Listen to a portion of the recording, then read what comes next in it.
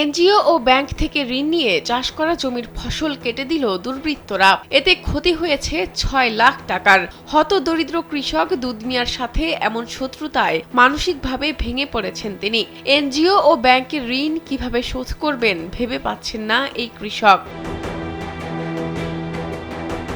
কৃষক দুধ মিয়া জানান, রাতের আধারে তার জমির ৮০০ ফলন্ত সিম গাছ ও তার আত্মীয়ের ২০ শতক জমিতে বিষ দিয়ে ধানের চারা নষ্ট করে ফেলা হয়। কিভাবে এই ক্ষতি পুষিয়ে উঠবেন ভেবে পাচ্ছেন না তারা। এ ঘটনায় কৃষকদের সাথে সাথে হতবাক গ্রামবাসীও। ঘটনাটি ঘটেছে হবিগঞ্জের মাধবপুর উপজেলার চৌমুহনী ইউনিয়ন পরিষদের বড়ুরা গ্রামে। এই গ্রামের বৃদ্ধ কৃষক দুধ মিয়ার ক্ষেতে এই ধ্বংসযজ্ঞ চালানো হয় শুক্রবার রাতে। ১০০০ এখন প্রতিদিন বৃহস্পতিবারে গেছে ৬ মন আর সোমবারে গেছে ৬ মন সই এটার থেকে প্রতি মন ২,০০০ করে বেচছে। এখন বর্তমানে সইয়ের দর নামছে, এখন ১২০০ আছে বর্তমানে বাজার। হ্যাঁ, তেমন এটা যে ফুল করা আছে মনে হয় দিন দিন তো খালি বাড়তি দই। এখন বর্তমানে যে সই আছে আমরা তো দেখতেন, ছবি তুলছেন, এটা মধ্যে প্রায় ক্ষতি পরিমাণটা হয়েছে প্রায় ৩ লক্ষ টাকা।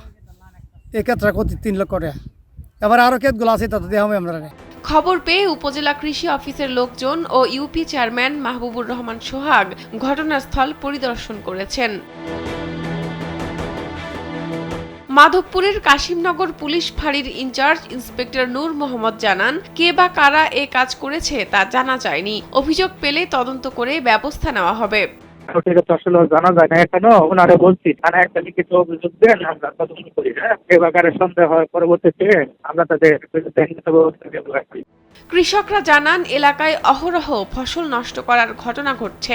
এমনটা হতে থাকলে চাষাবাদ থেকে মুখ ফিরিয়ে নেবে কৃষকরা। তাই সুষ্ঠু তদন্ত করে অপরাধীদের শনাক্ত করে যেন দৃষ্টান্তমূলক শাস্তি প্রদান করা হয়। শাহনাজ পারভীন, কালবেলা।